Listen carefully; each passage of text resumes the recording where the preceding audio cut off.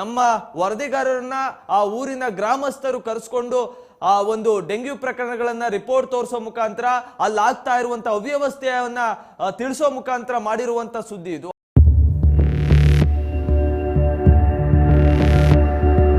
ಪಾವಗಡದ ಆಡಳಿತದ ವೈಫಲ್ಯ ಎದ್ದು ಕಾಣಿಸ್ತಾ ಇದೆ ಅಂದ್ರೆ ಇದು ಉದಾಹರಣೆ.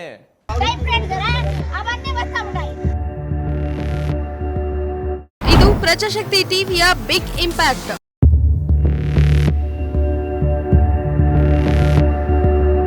ಪಾವಗಡ ತಾಲೂಕು ಹೊಸಹಳ್ಳಿ ತಾಂಡಾದಲ್ಲಿ ಡೆಂಗ್ಯೂ ಹೆಚ್ಚಾಗ್ತಾ ಇದ್ದು, ಈ ಬಗ್ಗೆ ನಿಮ್ಮ ಪ್ರಜಾಶಕ್ತಿ ಟಿವಿಯಲ್ಲಿ ವರದಿ ಪ್ರಸಾರವಾದ ಬಳಿಕ ಎಚ್ಚೆತ್ತ ಅಧಿಕಾರಿಗಳು ಕೂಡಲೇ ಸ್ಥಳಕ್ಕೆ ಭೇಟಿ ನೀಡಿ ಗ್ರಾಮದಲ್ಲಿ 1 ವಾರಗಳ ಕಾಲ ಫೀವರ್ ಕ್ಯಾಂಪ್ ಮಾಡಿ ಜನರಲ್ಲಿ ಜಾಗೃತಿಯನ್ನ ಮೂಡಿಸಿದ್ರು.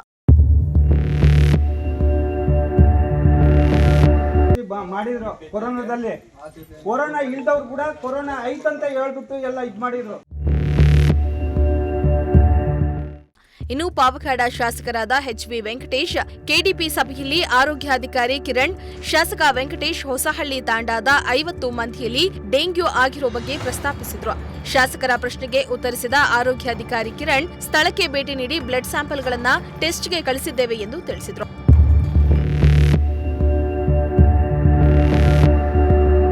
ಇನ್ನು ಪಾವಗಡ ತಾಲೂಕಿನ ಖಾಸಗಿ ಆಸ್ಪತ್ರೆಯಲ್ಲಿ ಹೆಚ್ಚಿನ ಹಣ ವಸೂಲಿ ಮಾಡಿ ದಂಧೆ ಮಾಡುತ್ತಿದ್ದಾರೆ. ಕೂಡಲೇ ಟೆಸ್ಟ್ ಸ್ಯಾಂಪಲ್ ಲಿಸ್ಟ್ ಕಡ್ಡಾಯವಾಗಿ ಹಾಕಬೇಕು, ಇಲ್ಲವಾದಲ್ಲಿ ಸೂಕ್ತ ಕ್ರಮ ಕೈಗೊಂಡು ಹಣ ವಸೂಲಿಗೆ ಕಡಿವಾಣ ಹಾಕಬೇಕೆಂದು ಸಭೆಯಲ್ಲಿ ಶಾಸಕ ವೆಂಕಟೇಶ್ ತಿಳಿಸಿದರು.